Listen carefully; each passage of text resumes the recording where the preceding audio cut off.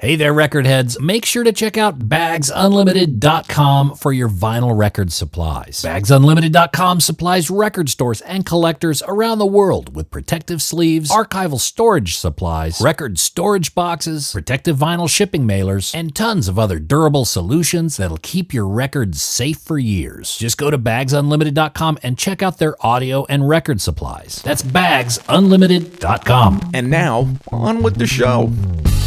Welcome to The Vinyl Guide, the podcast for record collectors and music nerds. Here's your host, the biggest record nerd of them all, Nate Goyer. Well, hey, everyone. Happy Turkey Day, or Turkey Sandwich Day, depending on when you listen to this. It's Nate here. I'm sharing episode 475 with Kevin Rootmanis, Gina Squaws, and Trevor Dunn with the new project, Lords and Lady Kevin and Trevor Dunn. They got a new LP, Last Days at Hot Slit. And we just had this conversation last night, and I wanted to get it in your hands for a couple reasons. Number one, I know on this holiday, a lot of people are doing a little extra drive time, so maybe we could help fill some of those hours out for you and keep you company on the road. But also, we've got a couple of vinyl releases coming up, some announcements that are quite timely. Last Days at Hot Slit, again, this is Kevin, Gina, and Trevor's project. They've got an LP that's going to be available on December 6th. But probably more timely, there's a reissue of Cow's Pistica that's coming out on Amphetamine Reptile, and those are available at shocksop.com on December 1st, Sunday, December 1st, 12 noon Central Time, shocksop.com. And traditionally, these sort of releases last less than half an hour when they go on sale, so you want to make sure you set your alarm for that. That's the Cow's Pistica reissue. Sunday, December 1st, 12 noon Central Time at shocksop.com. Now today, we talked to Kevin, Gina, and Trevor all about the new LP, Last Days at Hot Slit. We talk about their experimental music-making process, the liberating unpredictability of their collaborations, and lots more. All right, you turkeys, let's get going. Check in with Kevin, Gina, and Trevor of Lords and Lady Kevin and Trevor Dunn. Where's Trevor Dunn? Should we text him? Trevor Dunn's coming on right now. Oh, there he is. Yeah. Yeah. How come you look all slick today, Dunn? It's kind of been my new thing. I like it. My I need a haircut, but yeah. I'm going to choose a better background, actually. You got kind of you know what I did? I downloaded for background. One was a garage full of tools. So it looks like I'm down in the garage. And another one I did was a really shitty hotel room. An unmade bed with the door behind me. Nice. Yeah, they look good. You look like you're at Prince's house, Trevor. Yeah, it's kind of purple. There is a purple light back there. Yeah. I can change it if you like. Is purple you don't like it? How about? Oh, I do. No, it's good. The purple's good. It does look good. Do you have an American flag on your ceiling too? No, I don't. A poster of Farrah Fawcett, maybe? Ooh. I used to when I was in the 8th grade or something. But Did you have that poster of her with her little hot nipples that were kind of poking out? Yeah, I'm pretty sure because I have an older brother, and we at one point we shared a room, and the whole room was covered in posters. Even the ceiling was there were these Kiss posters that were huge, and we had a couple of those on the ceiling, and yeah, Cheryl Tiegs, Farrah Fawcett, Tiegs, I forgot about her. Yeah. Did you see those videos Farrah Fawcett made when she went crazy and was naked and painting with her body? No. These people would whip them out on tour. You got to see this. Wow, I missed those. You got to see it. She went crazy. She did it before Britney. Yeah, I was just going to say it's very similar to Britney. Yeah. Well, thanks for making time. I know it's late for you, Trevor, but we're going to try to get this out before the record's released and also before the Cow's Pistica is available from Amphetamine Reptile. You don't know what he's talking about, Trevor. I don't. What's the Cow's thing? Hazelmeyer's release. He re-released all our records except for this is the last one he's finally going to do. But it's coming out at the exact same time as our record. Oh, cool. So it goes on sale on Sunday or whatever. Anyway, record nerds love that stuff. But I've been enjoying Last Days at the Hot Slit. Good. Can't really say it that well. It's actually really good driving music going through L.A. at night. Oh, that's great. Yeah. Wow. So Because the last guy that interviewed us said, "Yeah, I listened to the new record. I really like that Tomahawk stuff." That's what he said. I was sitting there going, "What Wow. do you want me to say?" no, I like this. I've got Crackpot Whorehead and Uneat. Look, they test me. I won't say that they don't come without learning curves, but I enjoy that. So, first off, with this album, with the new one, how long have you guys been putting this together? And especially with you, Trevor, you live on the other side of the country. How does this project come together? It started with Kevin sending me stuff, for the first record, and then and then this one was a little bit more, I guess, deliberate or something. Like, I don't know. Well, you guys already had a bunch of stuff done, right? Yeah, I think it was a little less loosey-goosey, maybe. Mhm. Yeah, Kevin had already had a lot of it nutted out, like the drums and the guitar, and we'd sort of like put these things together, and yeah. Bro, do you remember the first thing I sent you? I immediately regretted it. I don't. It was during the pandemic. I don't know why. I just had a million pedals on. I went for 20 seconds, and then I cleverly thought, I'll send that to Trevor. Yeah. And then I sent it to you, and then I thought, why the fuck did I send him that? Yeah, he made a great song of it. But I immediately regretted it. Thinking, why would I send him the stupidest thing I could come up with? But then he sent this amazing thing with bowed stuff on it. Right. Well, I mean, a lot of times, like if I get something like that, and I mean, Kevin asked, asked if I wanted to add something to it. I'm like, I had to think about it for a while. What can I add to this that is gonna make it? I don't know. I mean, I'm not just gonna add, copy what he's doing or add more noise or I don't know. So try to make some contrast there or something. Yeah. What you did was amazing. That's when I realized you're not that bad.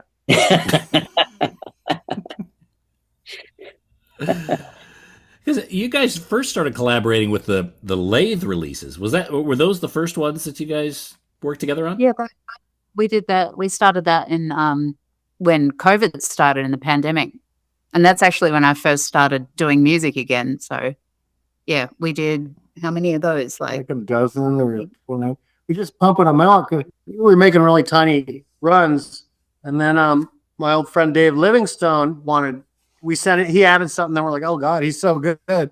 So we added him. That's why we were Lords. But then he died, but we kept Lords anyway in his honor because he's a good friend. And then Trevor and I did one. Actually, it started with me doing a solo one. I just remembered way long time ago because I'd seen some cheesy $3 hip hop, and the guy called himself Lord something. And I thought, oh, Lord Kevin has a nice ring to it. It does. And it just went down from there. Yeah. So when you guys are writing the music, the intent of the music, do you send semi-formed structures, or how much room do you leave, Kevin, for Trevor to kind of take it where he's going to take it? It's been whatever. There's been no rules. Somebody starts something, send it back and forth. Parts get cut out. Our guy Jim that mixes it, he'll add stuff. Neither of us even put in there. We'll take stuff out. Take stuff out. Yeah, I had to tell him to put something back once because he took something with Trevor's out of his. You put that back, please. Yeah, or there's been times where, or like I'll add something to something Kevin sends me, and then I'll tell him, hey, why don't you do a vocal on this part, or what about an intro or something? And so it's kind of the whole process of it is, until it's released is in progress. Yeah. Mm-hmm. It's malleable. Yeah. And even malleable when it's being mixed down. So one thing I was going to comment on is the sonicness. I haven't got the record, obviously, but I've heard, the wave files. They sound really Beautiful. And I guess who's mixing it? Who's kind of behind those faders at the mastering and everything? His name's Jim Goodwin. He goes by the name Pseudo Beast. And I've known him forever. And he's mixed other bands, but now he's kind of stopped mixing anyone but me, which I don't know why.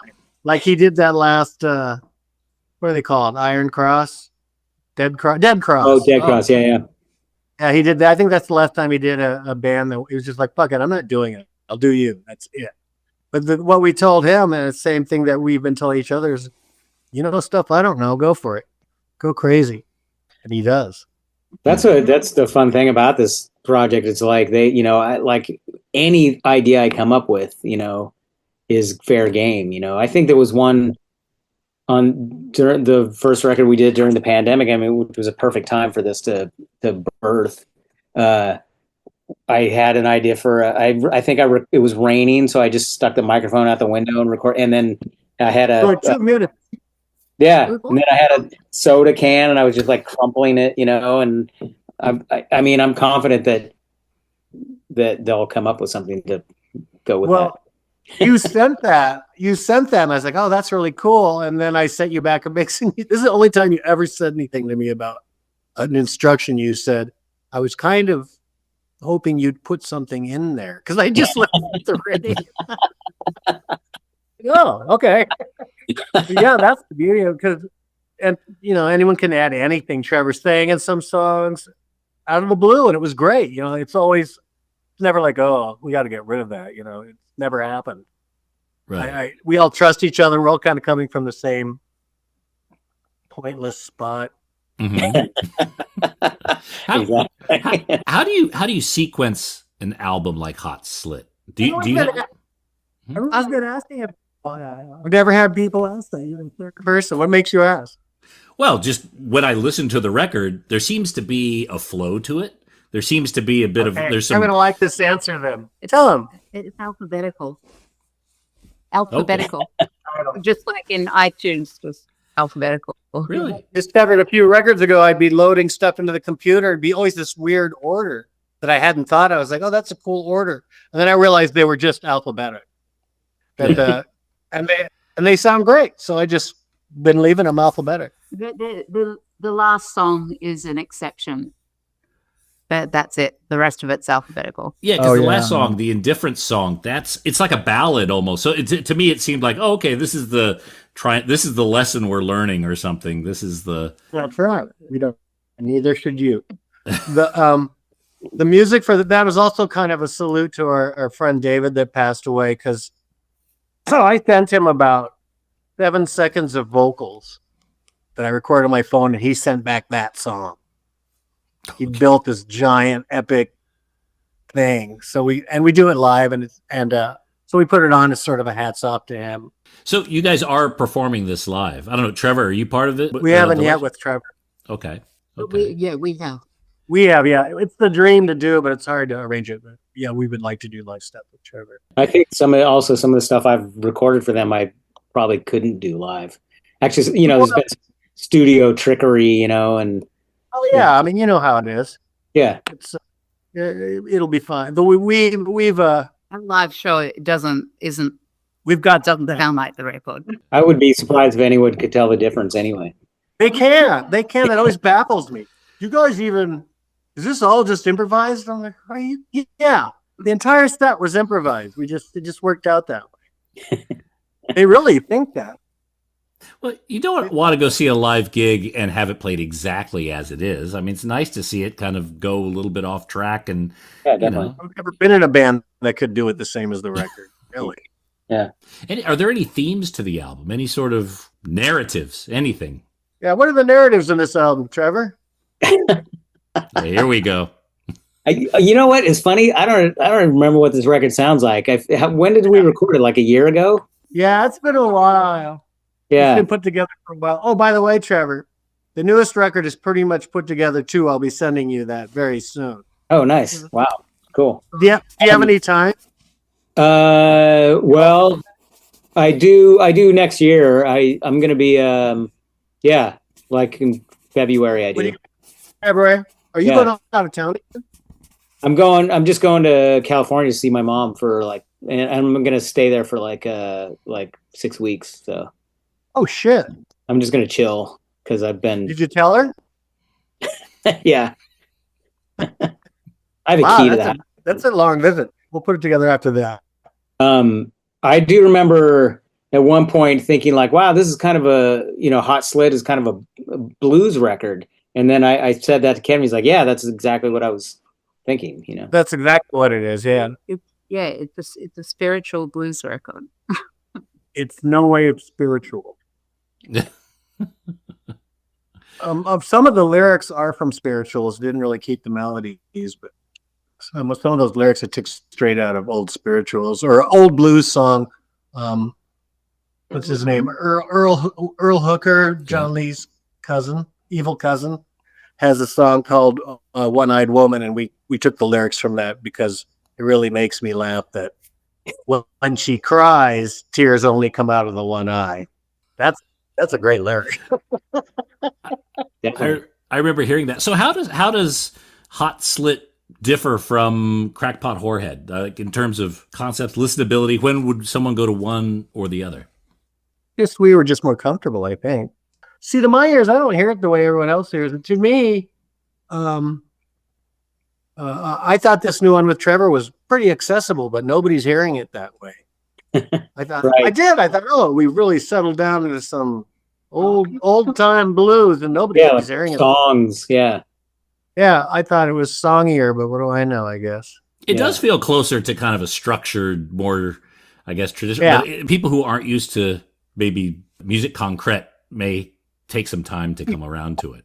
Yeah. Yeah, Especially with the first record, I kind of think of this music as more almost like audio collage or something. We're kind of structuring stuff in a way that's not. I approach this different than I do other projects where I might be thinking about song form or repeats and structure and stuff like that. And here it's kind of just more like, let's dump some crap over here, and that's the coda. Yeah. Mm-hmm. Exactly. Well, I would imagine it would be quite liberating. Like this is a playground that you could have to really experiment and try things that maybe you don't get the latitude to do in other projects. For sure. Yeah, it's a lot of fun. Mm-hmm. That's what I told Jim when that's what I tell people, Joe, but this is your big chance to do stuff that nobody will let you do. Because everybody always has these things they want to try, but you never get, this is the chance. Yeah. Let's hear what your ideas are, and everybody's got great ideas. Trevor's whipped out the saxophone and Oh yeah. you did a great saxophone. It's like, oh, this is good. And then you wrote, that's the first time I played the saxophone. And it was really quite good. So yeah, it's very liberating, I think. Yeah. My next dream is, I don't know how to work this out, but I'm guessing that mastering people know how to do stuff we know nothing about. So I want to try to get a mastering guy on board to say, this is your chance to do the shit that nobody does. I'd love to hear it. But I don't know how. I'd have to befriend a mastering guy. Like locked grooves and all sorts Way of past that. I'm talking time travel, baby. All right. You have anything in your mind about what that would look like?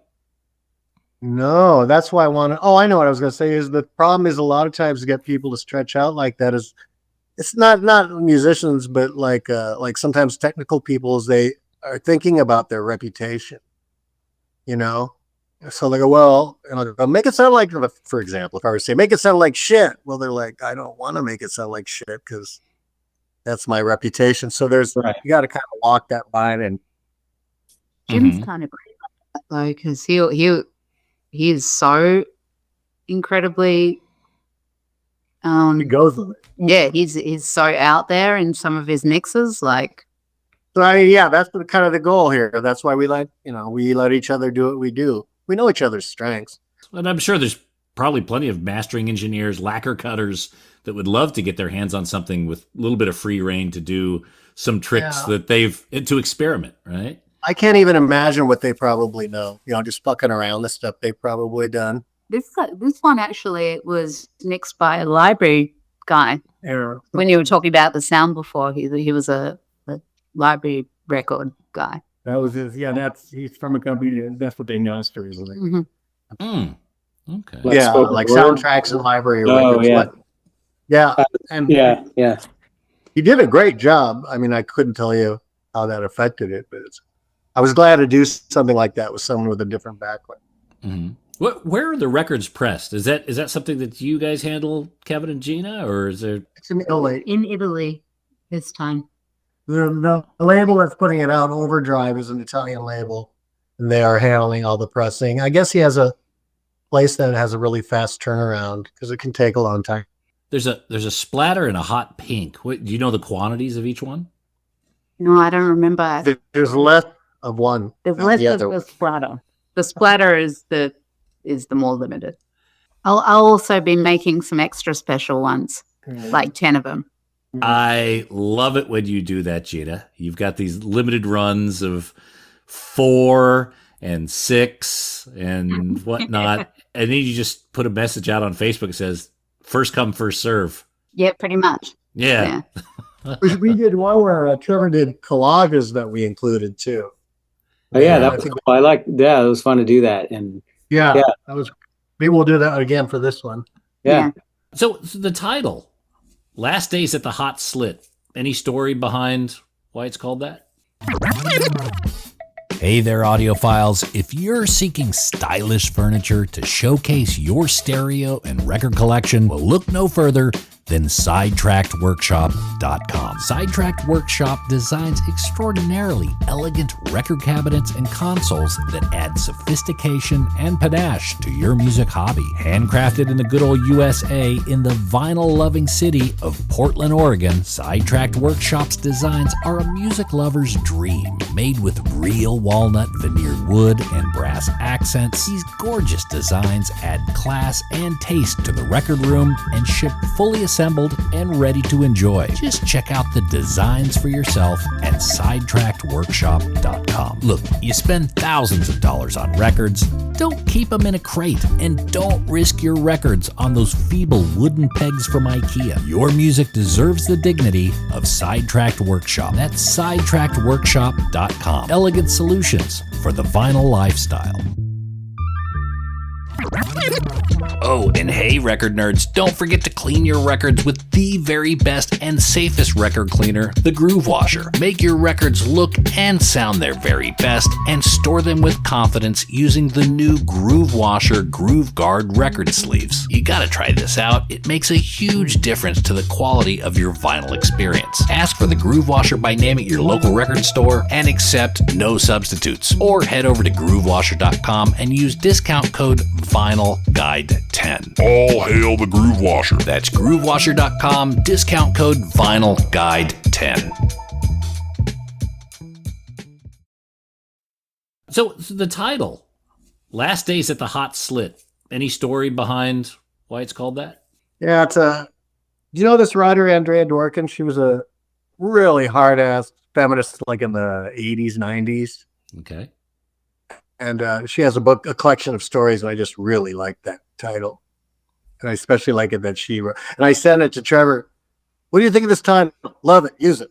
Like there was you didn't miss a beat. and then I went and got the book, and I've only read a few of the first stories in it, but yeah, she's something brutal. else. Yeah, she's brutal. Very enjoyable for that reason. And all the song titles, you pull them out of different places you read, or do they have anything to do with lyrics? Anything? I remember what some of them we changed so they could be in alphabetical order.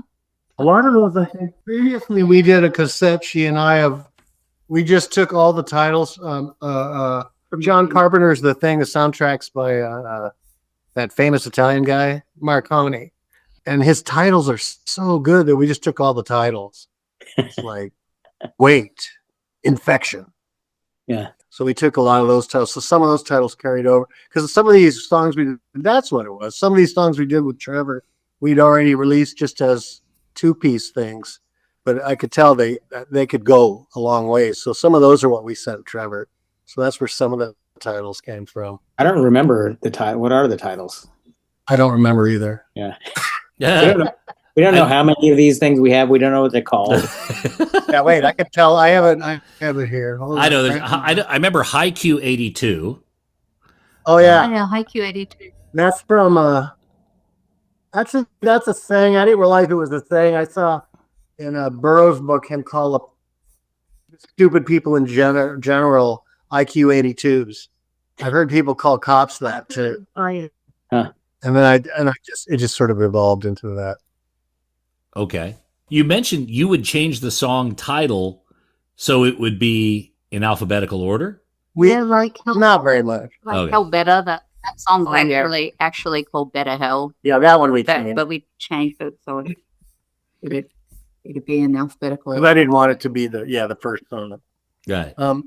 Devil Woman is a Mingus song, but it's a lot like a religious sounding thing.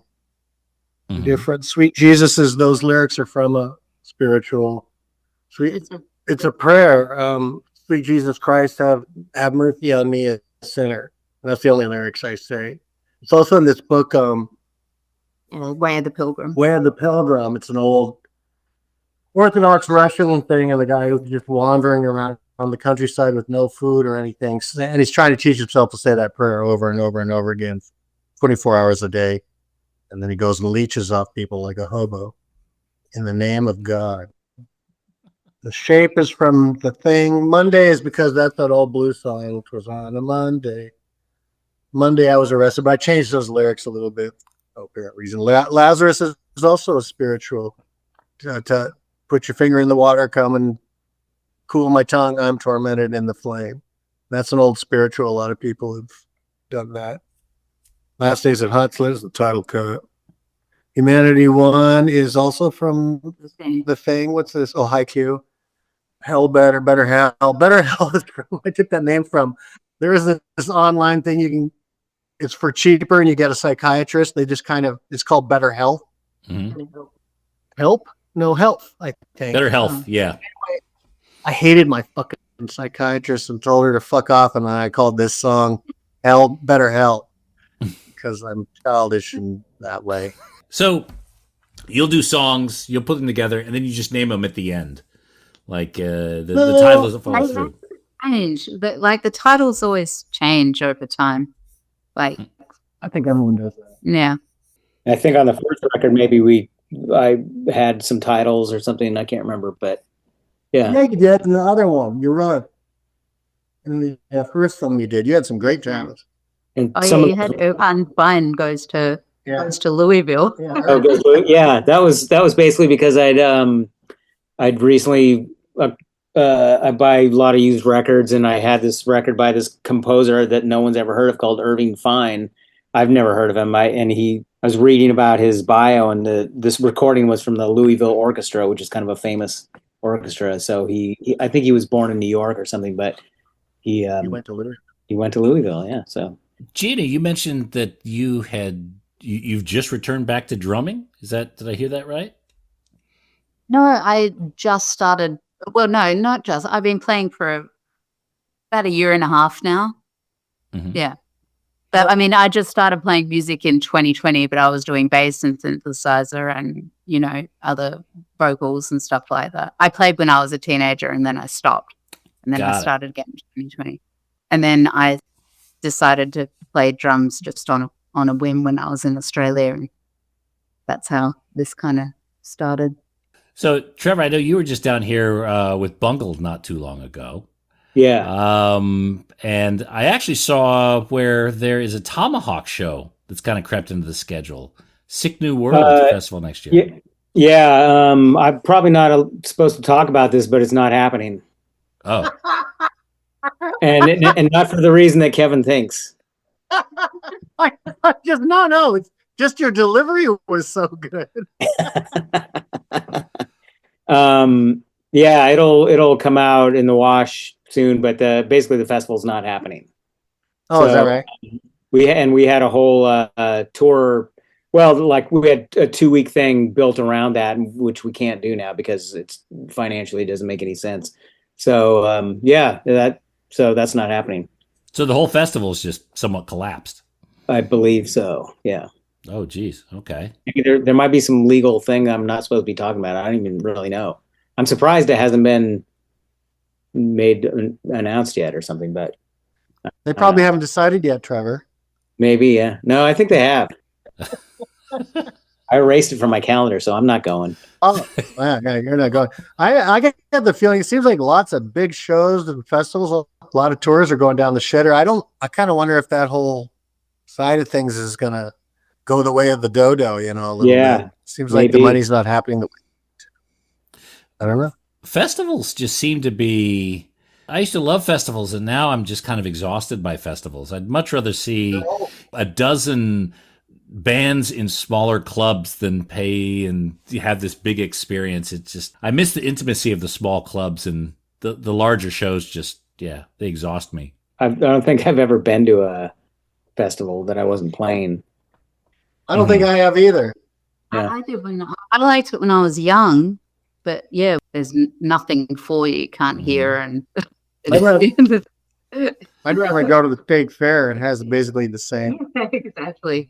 Yeah, you eat a bunch of fried food and you come out feeling the same, essentially. Yeah, everything's disgusting.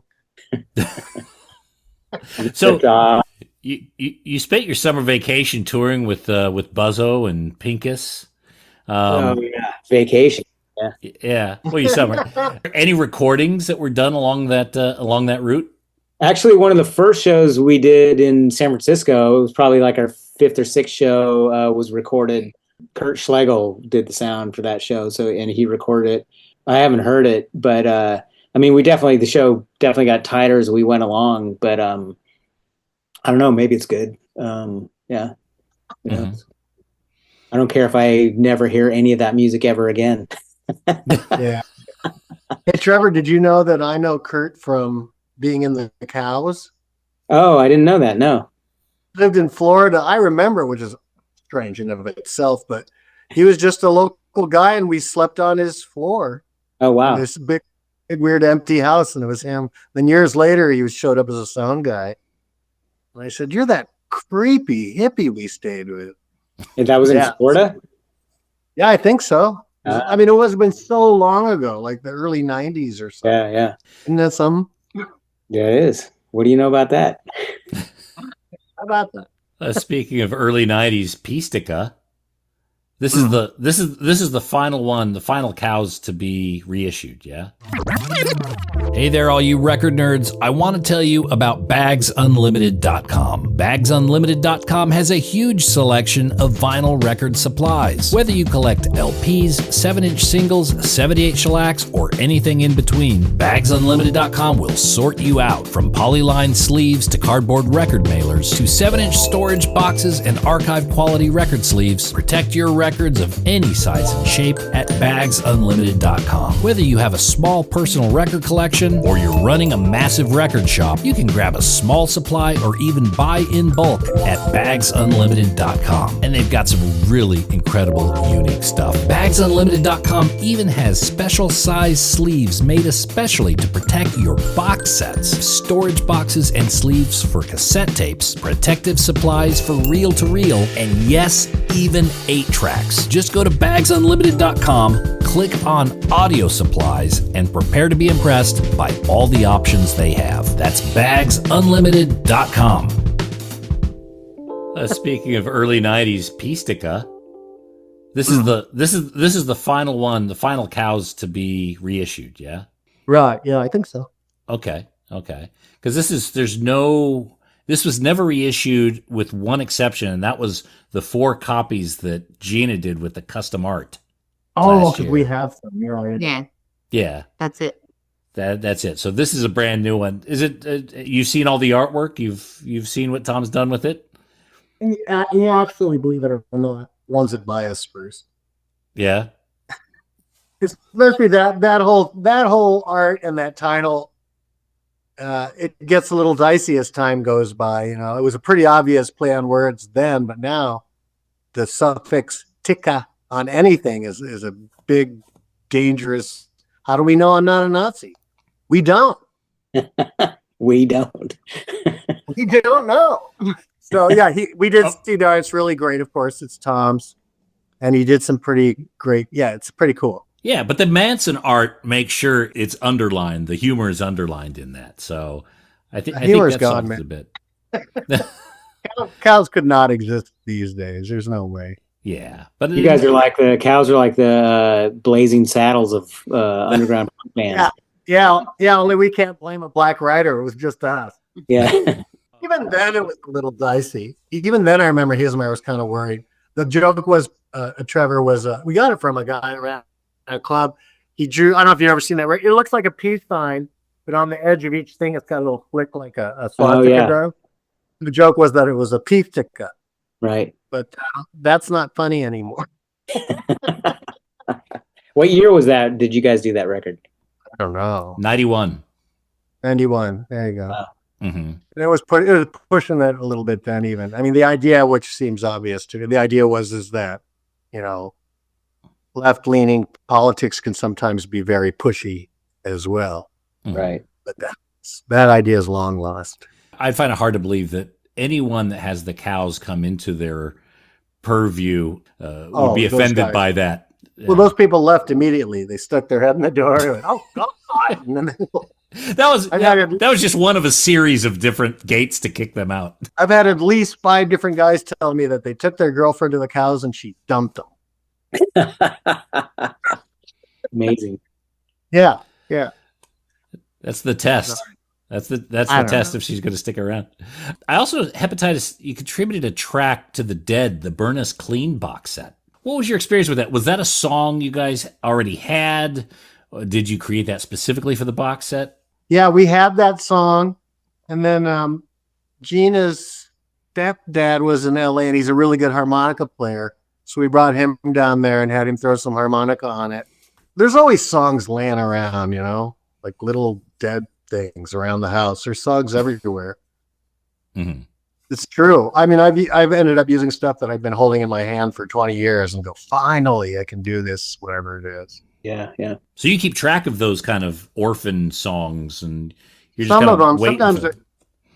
Sometimes it's an idea, but a lot of times, I did this other record. Maybe you heard about Gas Wars with the 2 guys from Hammerhead. We recorded that fucking thing in 20 years ago. 30 years, but it had no vocals and it came up on my iTunes. And Gina said, "This is cool. What's this?" And so I was just like, all right, let's finish it. And we put vocals on it, So what I'm saying is it's just laying around and computer spews it out and there it is. Well, look, I'm getting ready to wrap this up. Is there anything you guys want to talk about we haven't talked about? Trevor? Are people sending in their orders to buy this thing or what? That's the whole point, right? Yeah. Well, there's a couple of links, Lords and Lady Kevin.bandcamp. That's for the right. There's pre-sales. Pre-sales are up now, and then there's the record actually comes out on December 6th. But yeah, if you go to the Lords and Lady, now it's called Dunn with Lords and Lady Kevin Bandcamp. Bandcamp is just Lords and Lady Kevin. Okay. Yeah, it's on Bandcamp. It's available. It's on, both these guys have Instagrams. It's on there. The usual places.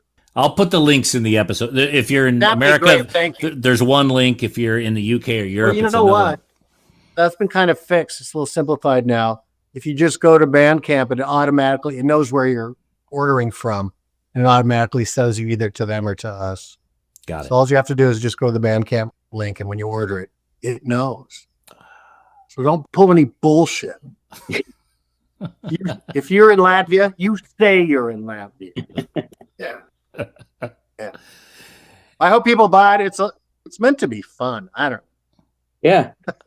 I enjoyed it. Yeah, I enjoyed it. It's very very twisty and curvy and a lot of surprises in there. So it's my love. If you don't like it, then you're completely closed-minded. Yeah. You're homophobic if you don't like it. Yeah. How about that? All right. Well, I will let you guys go. Thanks a lot, Nate. Thanks for having us. I tried my best. I appreciate it. We appreciate it. Yeah, thank you. Take care, everyone.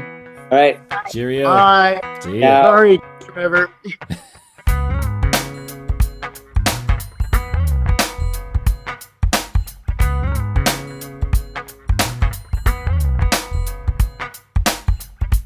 right, there he is, people. Kevin Rootmanis, Gina Squaws, and Trevor Dunn. The new LP, Lords and Lady Kevin and Trevor Dunn, Last Days at Hot Slit. Available to pre-order, lordsandladykevin.bandcamp.com. And don't forget, Set Your Alarm, Cow's Pistica reissue on AMREP. Available at shocksop.com. Sunday, December 1st, 12 noon Central Time on vinyl. These things sell out quick, so set your alarms and don't miss it. And that's it for this episode, everyone. Again, have a wonderful holiday. Drive safe. We'll be back shortly with a brand new episode. So until we talk next time, get out there and buy some records, people. Cheers.